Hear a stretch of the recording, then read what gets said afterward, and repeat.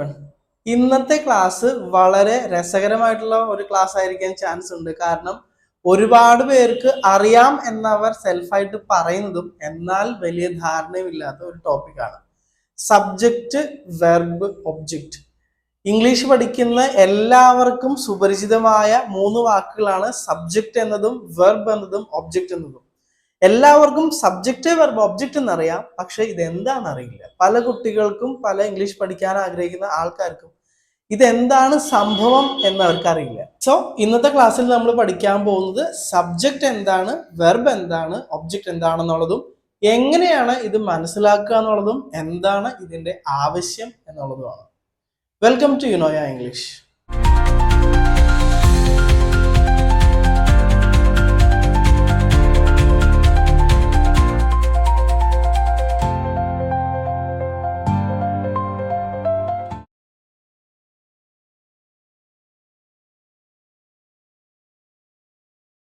ആദ്യം നമ്മൾ മനസ്സിലാക്കേണ്ടത് സബ്ജക്റ്റ് എന്താണ്, വെർബ് എന്താണെന്നുള്ളതാണ്. പിന്നീട് ശേഷം മാത്രമേ നമുക്ക് ഒബ്ജക്റ്റിന്റെ ആവശ്യമുള്ളൂ.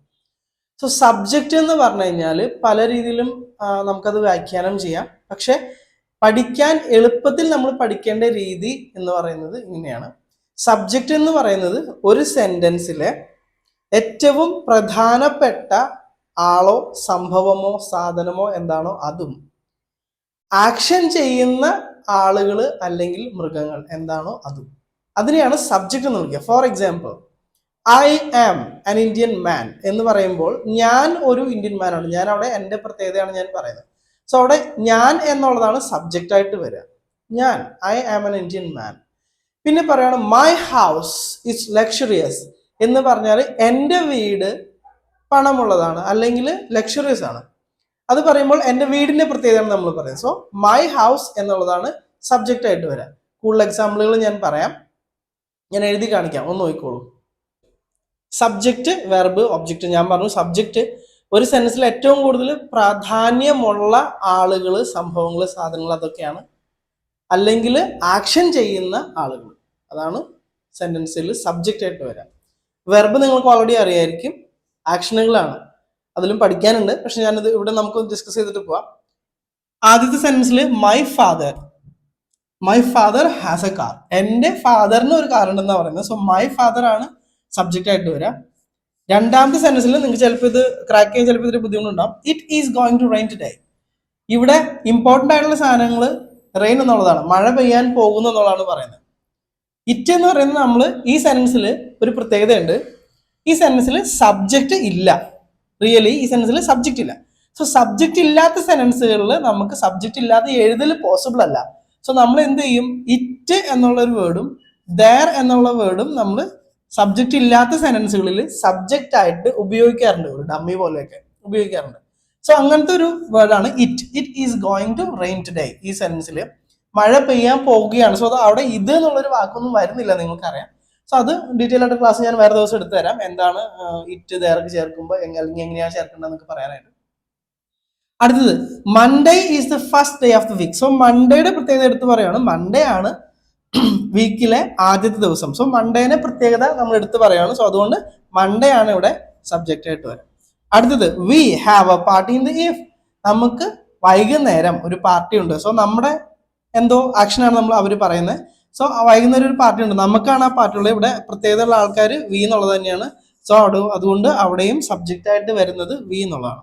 സോ ഇവിടെ ലാസ്റ്റ് സെന്റൻസിൽ നോക്കി, people are jealous of him എന്ന് വെച്ചാൽ അവനോട് ആളുകൾക്ക് അസൂയാണ്. സോ ആളുകൾക്കാണ് അസൂയ ഉള്ളത്, അതുകൊണ്ടാണ് നമ്മൾ പീപ്പിൾ എന്നുള്ളത് ഇവിടെ സബ്ജക്റ്റ് ആയിട്ട് വരാം. നിങ്ങൾ ഈ പാറ്റേൺ ശ്രദ്ധിച്ചപ്പോൾ നിങ്ങൾക്ക് മനസ്സിലായി കാണും, സബ്ജക്റ്റ് എന്ന് പറയുന്ന എലമെന്റ് ഒരു സെന്റൻസിൽ എപ്പോഴും ആദ്യമായിരിക്കും ഉപയോഗിക്കുക. ബട്ട് അവിടെ ശ്രദ്ധിക്കേണ്ട കാര്യം, ആദ്യം വരുന്നതെല്ലാം സെന്റൻസ് അല്ല. For example, after the lunch we will go for the party. ഇപ്പൊ ഈ സെൻസിൽ നമ്മൾ എടുത്ത് പറയുകയാണെങ്കിൽ after the lunch we will go for the party എന്ന് പറഞ്ഞു കഴിഞ്ഞാൽ ലഞ്ചിന് ശേഷം നമ്മൾ പാർട്ടിക്ക് പോകാമെന്ന് പറയുകയാണെന്ന് വിചാരിക്കുക. സോ ഇവിടെ ആഫ്റ്റർ ദ ലഞ്ച് എന്നുള്ളത് നമ്മൾ എക്സ്ട്രാ ഇൻഫർമേഷൻ കൊടുക്കുന്നതാണ്. ഓക്കെ, അത് സെൻസിന് ആദ്യവും നമുക്ക് അവസാനവും വെക്കാം. പക്ഷെ വി ഹാവ് എ പാർട്ടി അല്ലെങ്കിൽ we are going to a party എന്ന് പറയുമ്പോൾ നമ്മളാണ് പോകുന്നത്. സോ അതും കൂടെ നിങ്ങൾ നോക്കിയിട്ട് വേണം, ആക്ഷൻ ചെയ്യുന്നത് ആരാ അല്ലെങ്കിൽ ആ സെൻസിൽ ഏറ്റവും കൂടുതൽ പ്രാധാന്യമുള്ളത് ആരാ, ഇങ്ങനെയുള്ള കാര്യങ്ങൾ നോക്കിയിട്ട് വേണം ഇന്നതാണ് സബ്ജക്റ്റ് എന്ന് തീരുമാനിക്കാനായിട്ട്. ഇവിടെ നോക്കിയാൽ ഞാൻ വീണ്ടും 2 സെന്റൻസുകൾ എഴുതിയിട്ടുണ്ട് സബ്ജക്റ്റിന് വേണ്ടിയിട്ട് തന്നെ. ഇവിടെ നോക്കി കഴിഞ്ഞാൽ Rama is sleeping in the class. Rama ക്ലാസ്സിൽ ഉറങ്ങുകയാണ്. സോ ഉറങ്ങുന്ന ആക്ഷൻ ചെയ്യുന്ന ആളാണ് രമ. അതുകൊണ്ട് രമയാണ് സബ്ജക്റ്റ് ആയിട്ട് വരും. ഇനി അടുത്തത് വി ആർ വർക്കിംഗ് ടുഗെദർ. ഞങ്ങൾ ഒരുമിച്ചാണ് ജോലി ചെയ്യുന്നത്. സോ ജോലി ചെയ്യുന്ന ആക്ഷൻ ചെയ്യുന്നത് വി എന്ന് പറയുന്ന വേർഡാണ്. അതുകൊണ്ട് വി എന്ന് പറയുന്നതാണ് സബ്ജക്റ്റ് ആയിട്ട് വരാം. ഇനി നമുക്ക് പഠിക്കേണ്ട അടുത്തതാണ് വെർബ് എന്നുള്ളത്. വെർബില് ആക്ഷൻസ് എന്ന് പലർക്കും അറിയാം, ഒട്ടുമിക്ക കുട്ടികൾക്ക് അറിയാം വെർബ് എന്ന് വെച്ചാൽ ആക്ഷൻ ആണ്. പക്ഷെ അവിടെ അറിയാത്തൊരു കാര്യം, വിസിബിളോ ഇൻവിസിബിളോ ആയിട്ടുള്ള വാക്കുകളെയും നമ്മൾ എന്തെന്ന് വിളിക്കും? വെർബ് എന്ന് വിളിക്കും. സോ വിസിബിൾ ആയിട്ടുള്ള ആക്ഷനുകൾ ഉണ്ട്, ഇൻവിസിബിൾ ആയിട്ടുള്ള ആക്ഷൻസ് ഉണ്ട്. വിസിബിൾ ആയിട്ടുള്ള നമുക്കറിയാം, റീഡ് വായിക്കുക, സ്ലീപ്പ് ഉറങ്ങുക, റൺ ഓടുക, ജമ്പ് ചാടുക, സിംഗ് പാടുക. സോ ഇങ്ങനെയുള്ളത് മറ്റുള്ളവർക്ക് കാണാൻ പറ്റും. ഒരാൾ ആക്ഷൻ ചെയ്യുന്നതായിട്ട് മറ്റുള്ളവർക്ക് കാണാൻ പറ്റും. എന്നാൽ ഒരാൾ ആക്ഷൻ ചെയ്യുകയാണെന്ന് മറ്റുള്ളവർക്ക് കണ്ട് മനസ്സിലാക്കാൻ പറ്റാത്ത ആക്ഷനുകളെയാണ് നമ്മൾ ഇൻവിസിബിൾ വേർബ്സ് എന്ന് വിളിക്കുക. For example think. ഞാൻ ചിന്തിക്കുകയാണോ അല്ലയോ എന്നുള്ളത് മറ്റൊരാൾക്ക് മനസ്സിലാക്കാനായിട്ട് സാധിക്കില്ല.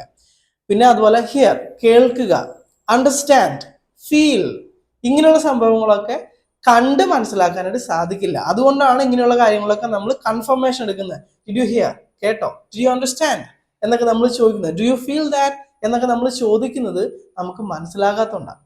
ഇപ്പൊ ജമ്പ് എന്ന് ഞാൻ ഒരാളോട് പറഞ്ഞ അയാൾ ജമ്പ് ചെയ്യുകയാണെങ്കിൽ എനിക്ക് കാണാൻ പറ്റും, അല്ലെ? അപ്പൊ നമ്മൾ ചോദിക്കില്ല do you jump or did you jump എന്ന് ചോദിക്കില്ല. നേരെ മറിച്ച് ഇതൊന്ന് ചിന്തിച്ചു നോക്കൂ, ഞാൻ ഈ ബോർഡിൽ എഴുതിയൊന്ന് ചിന്തിച്ചു നോക്കൂ എന്ന് പറയുമ്പോൾ ഒരു കുട്ടി ഫ്രണ്ടിൽ ഇരുന്നിട്ട് ഇങ്ങനെ നോക്കുവാണ്. അപ്പൊ ഡു യു ഫീൽ ദാറ്റ് എന്ന് ഞാൻ ചോദിക്കുമ്പോൾ, അല്ലെങ്കിൽ ഡു യു അണ്ടർസ്റ്റാൻഡ് ദാറ്റ് എന്ന് ഞാൻ ചോദിക്കുമ്പോൾ അതിന്റെ അർത്ഥം അയാളത് ചെയ്യുന്നുണ്ടോ ഇല്ലയോ എന്ന് എനിക്ക് മനസ്സിലാകുന്നില്ല, കാരണം എനിക്ക് കാണാൻ പറ്റുന്നില്ല.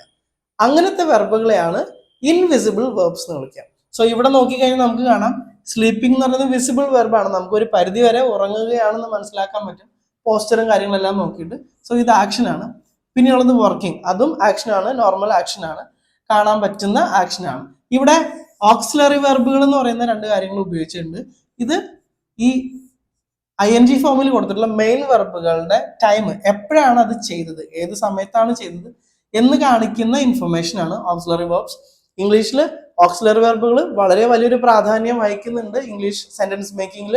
സോ അത് കൃത്യമായിട്ട് ഉപയോഗിക്കാൻ അറിയാത്തവർക്ക് എൻ്റെ ചാനലിൽ തന്നെ ഓക്സിലറി വെർബുകളുടെ വീഡിയോ ഞാൻ ചെയ്തിട്ടുണ്ട്. സോ അതൊന്ന് പോയി കാണാം, ലിങ്ക് ഞാനിവിടെ കൊടുത്തേക്കാം കേട്ടോ, ഡിസ്ക്രിപ്ഷനിൽ കൊടുത്തേക്കാം, ഒന്ന് പോയി കാണാം. സോ അതാണ് വെർബ് ആക്ഷനിലായിട്ട് വരിക. വെർബിൽ വരുന്നത്. സോ അതാണ് വെർബ്. വിസിബിൾ അല്ലെങ്കിൽ ഇൻവിസിബിൾ ആക്ഷൻസ്. പലപ്പോഴും ഇൻവിസിബിൾ ആയിട്ടുള്ള ആക്ഷനെ പലരും ശ്രദ്ധിക്കാറില്ല. അത് വെർബാണെന്ന് ചിന്തിക്കാൻ, അല്ലെങ്കിൽ എന്തുകൊണ്ട് അത് ആക്ഷനായിട്ട് മാറുന്നു എന്ന് പലരും ചിന്തിക്കാറില്ല. അത് ഉള്ളിൽ, നമ്മുടെ ബോഡിയുടെ ഉള്ളിൽ അതിന്റെ ആക്ഷൻസ് നടക്കുന്നുണ്ട്. ഐ അണ്ടർസ്റ്റാൻഡ്, എന്റെ ബ്രെയിൻ വർക്ക് ചെയ്യാണ്. ഐ ഹിയർ, എന്റെ ബ്രെയിനിന്റെ 100% വർക്ക് ചെയ്യുന്ന ഒരു പ്രോസസ്സാണ് ഹിയർ അല്ലെങ്കിൽ ലിസൺ എന്നുള്ളത്. സോ ഇതൊക്കെ ചെയ്യുമ്പോൾ ഇന്റേണൽ ആയിട്ടാണ് ആക്ഷനുകൾ നടക്കുന്നത്. അതുകൊണ്ടാണ് നമുക്കത് മനസ്സിലാകുന്നത്. Still we have an action inside the body. പക്ഷെ നമുക്കത് മനസ്സിലാകുന്നില്ല, അത്രേ ഉള്ളൂ. സോ ഇതാണ് verb, visible or invisible actions. ഇനി അടുത്തത് ഒബ്ജക്റ്റ് എന്ന് പറയുന്ന സംഭവമാണ്.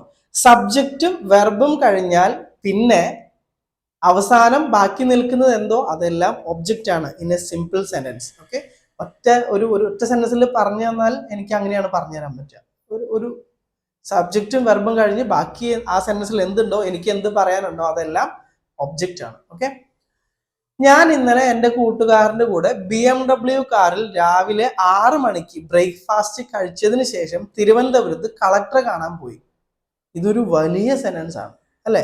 പക്ഷെ നമ്മൾ ശ്രദ്ധിക്കേണ്ട കാര്യം, ഇത്രയും വലിയ സെന്റൻസ് ആൾക്കാരൊക്കെ പറയുമ്പോൾ നിങ്ങൾക്ക് ചിലപ്പോൾ തോന്നുന്നുണ്ടാവും ഇതിങ്ങനെ ഇത്ര വലിയ സെന്റൻസ് പറയുന്നതാണ്. It's very simple, you know.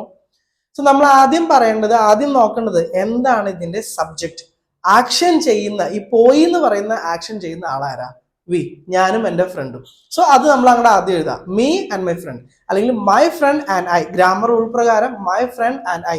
നമ്മൾ സംസാരിക്കാനായിട്ട് ഗ്രാമർ ഒന്നും വലിയ കാര്യമായിട്ട് നോക്കണമെന്നില്ല. എനിക്ക് എൻ്റെ ഫ്രണ്ടിനോട് സംസാരിക്കണമെങ്കിൽ സ്പോക്കൺ ഇംഗ്ലീഷിൽ നമ്മൾ വലിയ കാര്യമായിട്ട് ഗ്രാമർ ഒന്നും ചെക്ക് ചെയ്യണമെന്നില്ല. ഞാൻ പറയുന്നത് മറ്റൊരാൾക്ക് മനസ്സിലായാൽ മതി, സിംപ്ലി. ഓക്കെ, പക്ഷെ ഗ്രാമാറ്റിക്കലി 2 പേരുള്ളപ്പോൾ, ഞാൻ ഉൾപ്പെടുന്ന ഒരു ഗ്രൂപ്പ് ആണെങ്കിൽ രണ്ടാമത്തെ ആളുടെ പേര് പറഞ്ഞിട്ട് വേണം എനിക്ക് പറയാനായിട്ട്. കാരണം കാര്യം പറയുന്നത് ഞാനാണ്. സോ വെർബിന് തൊട്ട് മുമ്പ് ഞാനാണ് വരേണ്ടത്. So my friend and I went, പിന്നെയാണ് ആക്ഷൻ വരിക.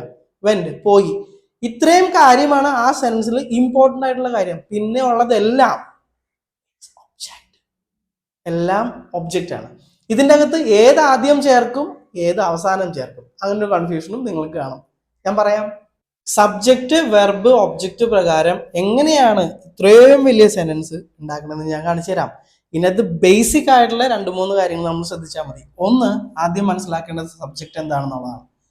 അതിനു മുമ്പ് നമ്മൾ മലയാളത്തിൽ സെന്റൻസിന്റെ സ്ട്രക്ചർ എന്താണെന്ന് അറിയണം. മലയാളത്തിൽ സബ്ജക്റ്റ് ഒബ്ജക്റ്റ് വെർബ് എന്നുള്ളതാണ് സെന്റൻസ്. സോ ഞാൻ എന്നുള്ളതും ആക്ഷൻ ചെയ്യുന്നത് എൻ്റെ ഫ്രണ്ടുമാണ്. ഇത് രണ്ടുമാണ് സബ്ജക്റ്റ് ആയിട്ട് വരിക. വെർബ് എന്നുള്ളത് പോയി എന്നാണ്. കാരണം നിങ്ങൾക്ക് you can find it at the last of the sentence. ഏറ്റവും അവസാനം നിങ്ങൾക്ക് അത് കാണാം, പോയി. ഈ സബ്ജക്റ്റും വെർബും കഴിഞ്ഞാൽ നമുക്ക് ഇംഗ്ലീഷിൽ അറിയാം സബ്ജക്റ്റ് കഴിഞ്ഞാൽ അടുത്ത് തന്നെ വെർബാ ഉപയോഗിക്കുന്നത്. സോ ഇവിടുന്ന് മലയാളത്തിൽ നമ്മൾ സബ്ജക്റ്റ് കഴിഞ്ഞാൽ നേരെ അറ്റത്തേക്ക് ചാടിക്കോണം. സോ അത് ഇവിടേക്ക് തിരിച്ചിടണം. സബ്ജക്റ്റ് വെർബ് ഒബ്ജക്റ്റ് എന്ന് പറഞ്ഞാൽ സബ്ജക്റ്റ് ആദ്യം എഴുതുക. സിമ്പിൾ. ഞാനും എൻ്റെ ഫ്രണ്ടും. ഞാൻ ഗ്രാമർ റൂൾ പ്രകാരം നേരത്തെ പറഞ്ഞു മൈ ഫ്രണ്ട് ആൻഡ് ഐ അങ്ങനെയാണ് എഴുതേണ്ടത്. മൈ ഫ്രണ്ട് ആൻഡ് ഐ ഇത്രയും നമ്മൾ എഴുതി. So subject is done. My friend and I. ഇനി വെർബ് പോയി എന്നുള്ളതാണ് വേണ്ടത്. മൈ ഫ്രണ്ട് ആൻഡ് പോയി എന്നുള്ളതിന് വെൻഡ് എന്നാണ്. My friend and I went. ഇനി സബ്ജക്റ്റും കഴിഞ്ഞു വെർബും കഴിഞ്ഞു എന്ന് വെച്ചാൽ കണ്ടന്റ് പറഞ്ഞു കഴിഞ്ഞു. ഇനി നമുക്ക് വേണ്ടത് ഒബ്ജക്റ്റ് ആണ്. അൺഫോർച്ചുനേറ്റ്ലി ഈ സെൻസിൽ ഒരുപാട് ഡീറ്റെയിലിംഗ് ഉണ്ട്. ഓക്കെ, അതുകൊണ്ടാണ് നമുക്ക് ഇത്രയും ഒബ്ജക്റ്റുകൾ വന്നിരിക്കുന്നത്. സോ ഇനി ഇത് എങ്ങനെയാ എഴുതുക, ഇത് എങ്ങനെയാ ഓർഡർ ആക്കാന്ന് പലർക്കും സംശയം കാണും. അത് സിമ്പിൾ ആണ്. നമ്മൾ എന്താണോ വെർബ്, ഇപ്പൊ നമ്മൾ നോക്കും my friend and I went. Went ഞാനും എൻ്റെ ഫ്രണ്ടും പോയി എന്ന് ഞാൻ ഒരാളോട് പറഞ്ഞാൽ നിങ്ങൾ ആദ്യം ചോദിക്കുന്ന ചോദ്യം എന്താ? എങ്ങോട്ട് എന്നാണ് അല്ലെ? സോ അതാണ് ഡയറക്റ്റ് ഒബ്ജക്റ്റ്. ആ വെർബിനുള്ള ഡയറക്റ്റ് ഒബ്ജക്റ്റ്. ആ വെർബിനോട് നമ്മൾ ചോദിക്കുന്ന ചോദ്യത്തിന് കിട്ടുന്ന ഉത്തരം. സോ ഞാൻ കഴിച്ചു എന്നാണെന്നുണ്ടെങ്കിൽ നമ്മൾ ചോദിക്കുന്നത് എന്താ കഴിച്ചതെന്നാ ചോദിക്കുന്നത് അല്ലെ? സോ അതാണ് അതിന്റെ ഡയറക്റ്റ് ഒബ്ജക്റ്റ്. ഇവിടെ പോയി നമ്മൾ പറയുമ്പോൾ എങ്ങോട്ട് പോയി എന്നുള്ളതാണ് മെയിൻ ആയിട്ട് വരുന്ന ഒബ്ജക്റ്റ്. നിങ്ങൾക്ക് എപ്പോഴാ പോയത്, എങ്ങനെയാ പോയെന്നൊക്കെ വേണമെങ്കിൽ ചോദിക്കാം. അത് സെൻസിൽ ഇഷ്ടമനുസരിച്ച് നമുക്ക് ചേഞ്ച് ചെയ്യാം. Okay, no problem. സോ എങ്ങോട്ട് പോയി എന്നുള്ളതാണ് വെൻഡ്. സോ ഇവിടെ നമ്മൾ എന്താ ട്രിവാൻഡ്രത്തിലേക്ക് പോയി. So went to Trivandrum. ചുരുക്കി എഴുതാം, ടൈം അല്ലെങ്കിൽ ഒരുപാട് പോകും. So I have written Trivandrum. So my friend and I went to Trivandrum. ഇനി ബാക്കിയുള്ള ഡീറ്റെയിൽസ് ഒക്കെ നമ്മൾ അങ്ങ് പറക്കി ചേർത്താൽ മതി. എന്തിനാ ട്രിവാൻഡ്രത്തിൽ പോയത്? കളക്ടറെ കാണാൻ. To meet the collector. എങ്ങനെയാ പോയത്? ഞാൻ പറയാണ് BMW കാറിൽ. സോ ഇത് കഴിഞ്ഞു, കാണാൻ എന്നുള്ളത് കഴിഞ്ഞു, ട്രിവാൻഡ്രം എന്നുള്ളത് കഴിഞ്ഞു. BMW കാറിൽ എന്ന് പറഞ്ഞു. ഇൻ a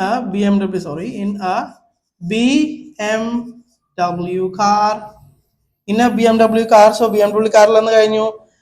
ബ്രേക്ക്ഫാസ്റ്റിന് ശേഷം സോ അത് ടൈം കൂടെ നമ്മൾ പറയുന്നത് at 6 in the morning after the breakfast. Simple, ഇത്രേ ഉള്ളൂ. സോ ഈ സെൻറ്റൻസ് ഇങ്ങനെയാണ് ചേഞ്ച് ചെയ്യുക. My friend and I went to Trivandrum to meet the collector in a BMW car at 6 in the morning after the breakfast. Simple, right? ഇനി ഒരാൾ ചോദിക്കുവാണ് നിങ്ങൾ ഇന്നലെ എവിടെ പോയിരുന്നേ എന്ന് ചോദിക്കുവാണെന്ന് വിചാരിക്കുക. സോ ഐ സേ ഞാൻ ഇന്നലെ ട്രിവാൻഡ്രം വരെ പോയതാ. You have to write only this. My friend and I went to Trivandrum. Simple, done. ഇനി എങ്ങനെയാ പോയെന്ന് നിങ്ങൾക്ക് പറയാം. Me and my friend, my friend and I went to Trivandrum in a BMW car. So നമുക്ക് വേണ്ട information മാത്രം ഇട്ടാൽ മതി. ആവശ്യമുള്ളത് my friend and I went എന്നുള്ള ഇൻഫർമേഷൻ മാത്രം. ഇറ്റ് മീൻസ് സബ്ജക്റ്റും വെർബും നിങ്ങൾ കൃത്യമായിട്ട് ഉപയോഗിക്കാൻ പഠിച്ചാൽ ഇംഗ്ലീഷ് പഠിക്കൽ കഴിഞ്ഞു. പിന്നെ നിങ്ങൾക്ക് ആവശ്യമുണ്ടെങ്കിൽ മാത്രം ഒബ്ജക്റ്റ് ചേർത്താൽ മതി. ഇറ്റ് മീൻസ് നിങ്ങൾ ഒബ്ജക്റ്റിനെ പറ്റി ഒരിക്കലും വെറി ചെയ്യേണ്ട ആവശ്യമില്ല. നിങ്ങൾക്ക് വേണമെങ്കിൽ മാത്രം എക്സ്ട്രാ ഇൻഫർമേഷൻ കൊടുത്താൽ മതി. എന്നോട് ചോദിക്കുന്ന ഒരാൾക്ക് ഇൻഫർമേഷൻ കൊടുക്കേണ്ട ബാധ്യത ഉണ്ടെങ്കിൽ മാത്രം എന്ത് ചെയ്താൽ മതി? പറഞ്ഞാൽ മതി. എൻ്റെ ഫ്രണ്ടിനോട് ഒരാൾ എൻ്റെ അടുത്ത് ചോദിക്കുക നീ ഇന്നലെ എങ്ങോട്ട് പോയിരുന്നേ, ഞാൻ പറയാണ് പോടെ എന്ന് പറഞ്ഞാൽ നമുക്ക് തട്ടിവിടാം. It's our own choice. So English പറഞ്ഞോളാം നിർബന്ധമില്ല. But you need to learn English, right? So അതുകൊണ്ടാണ് നമ്മൾ ഇങ്ങനെയുള്ള ടെക്നിക്കുകൾ ഉപയോഗിക്കുക. സോ ഞാൻ ഒന്നുകൂടെ കൺക്ലൂഡ് ചെയ്യുകയാണ്. സബ്ജക്റ്റ് വെർബ് കഴിഞ്ഞാൽ പിന്നെയുള്ളത് എല്ലാം ഒബ്ജക്റ്റ് ആണ്. ഇറ്റ് മീൻസ് ഈ ബ്രാക്കറ്റിന്, ഈ ക്ലോസിംഗ് ബ്രാക്കറ്റിന് ശേഷം ഞാൻ എന്ത് എഴുതിയിട്ടുണ്ടെങ്കിലും അതെല്ലാം ഒബ്ജക്റ്റ് ആവും. Which is unnecessary or you can use it when you need it only. ആവശ്യമെങ്കിൽ മാത്രം ഉപയോഗിച്ചാൽ മതി. Okay, so subject and verb makes A meaning English sentence. എൻ്റെ ക്ലാസ് നിങ്ങൾക്ക് എല്ലാവർക്കും ഇഷ്ടമായെന്ന് വിചാരിക്കുന്നു. സോ ലൈക്ക് ചെയ്യുക, ഷെയർ ചെയ്യുക, സബ്സ്ക്രൈബ് ചെയ്യുക. കൂടുതൽ ഇംഗ്ലീഷ് പഠിക്കാൻ ആഗ്രഹിക്കുന്ന യൂസ്ഫുൾ ആയിട്ടുള്ള ടിപ്പുകളുള്ള ചാനലാണ്. സോ കൂടുതൽ ഇംഗ്ലീഷ് പഠിക്കാൻ ആഗ്രഹിക്കുന്ന കുട്ടികളിലേക്ക് എൻ്റെ ചാനൽ എത്തിക്കാൻ നിങ്ങളും കൂടെ സഹായിക്കുമെന്ന് ഞാൻ വിചാരിക്കുന്നു. നിങ്ങളുടെ ലൈക്ക്, ഷെയർ, സബ്സ്ക്രൈബ്സ് ആണ് എന്നെ വളരാനായിട്ട് സഹായിക്കുക. സോ അതുകൊണ്ട് ഒരിക്കലും മടി കാണിക്കാതിരിക്കുക. Small help makes a good impact on my YouTube channel venture. So I believe you will help me a lot. So thank you for now.